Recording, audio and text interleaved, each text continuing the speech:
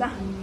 Assalamualaikum warahmatullahi wabarakatuh. Waalaikumsalam warahmatullahi wabarakatuh. Perkenalkan, kami dari kelompok 8. Perkenalkan, nama saya Salom binti Muhammad Mukhtar. Perkenalkan, nama saya Nada Binti. Saya Kanisa Medina. Saya Muhammad Rata Sialan. Saya sebagai moderator ingin membacakan berita satu. Keuntungan timnas Indonesia dalam semifinal Piala AFF U23 2023. Timnas Indonesia U23 berhasil lolos dari lubang jarum dan akan berlaga di babak semifinal Piala AFF U23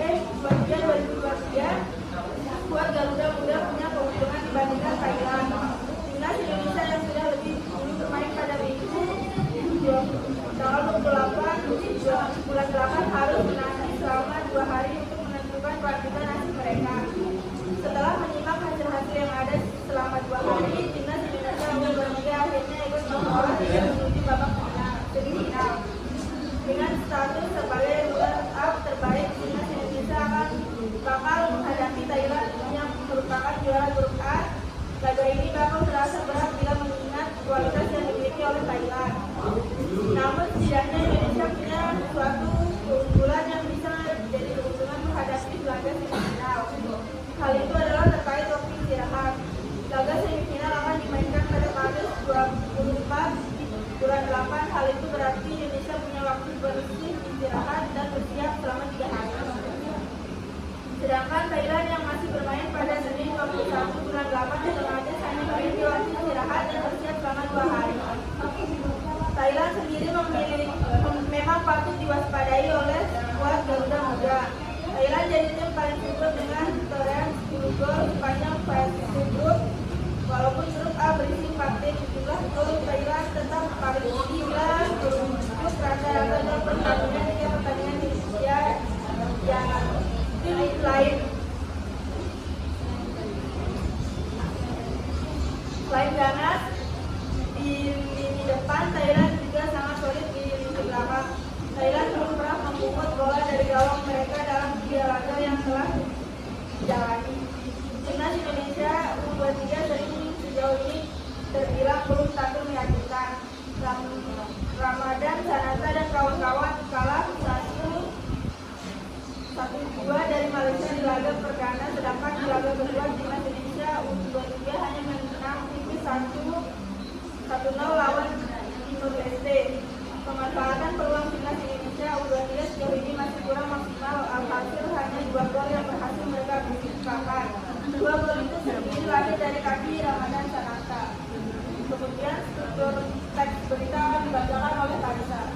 Struktur teks berita pertama, judulnya satu keuntungan Timnas Indonesia dalam semifinal Piala AFF U23 2023. Kepala berita menyampaikan informasi utama secara ringkas, yaitu informasi tentang Timnas Indonesia U23 lolos ke semifinal dan keuntungannya ada di paragraf 1 dan 2. Tunggu berita, informasi detail mengenai keuntungan waktu istirahat Timnas Indonesia dibanding Thailand, serta perbedaan hasil pertandingan dan performa tim. Penjelasan mengenai keuntungan waktu istirahat, performa Thailand dan Indonesia, serta statistik pertandingan ada pada paragraf 3, 4, 5, dan 7. 6 dan 7.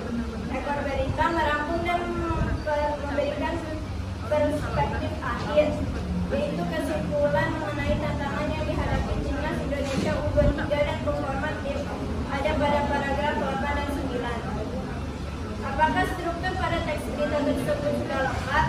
Ya, teks berita tersebut sudah mencakup sebagian besar elemen yang umumnya diperlukan dalam sebuah berita, yaitu struktur berita seperti judul, kepala berita, tubuh berita, dan ekor berita.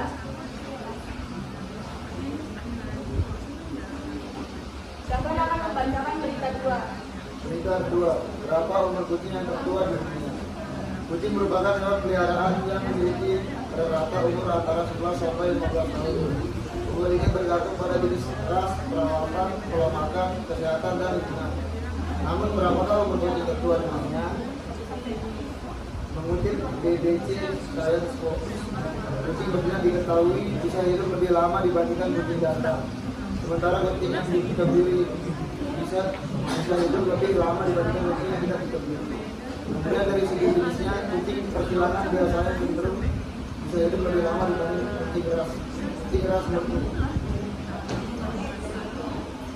jenis Golden Retriever mencatat kucing tertua di dunia yang hidup adalah Flossie, kucing asal London, Inggris, lahir pada Desember 1995 per Januari 2024, berarti usia sekitar 28 tahun.